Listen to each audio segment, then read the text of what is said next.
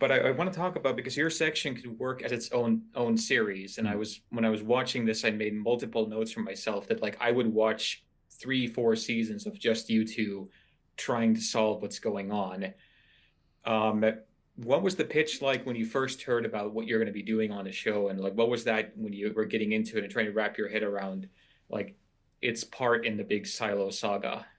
I think that that's one very nice of you to say. I do think that one of the benefits we had of our storyline is that everything we did was far more interesting because it stood on the shoulders of those first two great seasons of the show.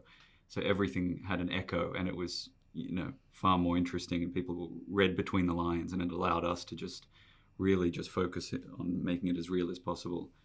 But in terms of what we were pitched, I think we were both fans of the show initially, and then the premise of the show is they're in a silo. They don't know who built it or why they're there. And when Graham told me about the show, he'd be like, "Well, you'd find out. Like, you'd investigate over the course of the series with Jess's character what happened." And I thought that was pretty compelling. As the story progresses, you two basically do not have a single down moment. It's very intense all the way to the end. What was that like as actors trying to prepare for something like that? Because it's still presented in these kind of bits and pieces to us, but for you, it must have been like a lot of the shoot. Yeah, it was so much fun, honestly, to get to tell a character over, what was it, 8 months? 8 months. And really, really dig into it. I hadn't done TV in a while, and I forgot that sort of long form storytelling. It's such a pleasure. And we had enough time to tell the story as well. We had so many great scene partners. It was just every day was a joy. The style and tone of the sections really leans on like an X-Files-y, almost 70s paranoia thriller.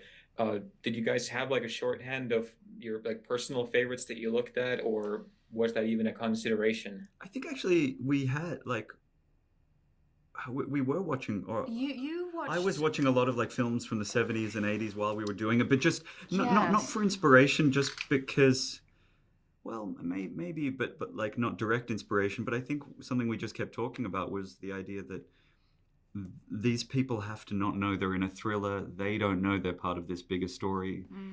They're just passengers in this thing, and it has to feel every day. And like most people, like there's an Occam's razor to everything where they just can't expect the worst or the weirdest.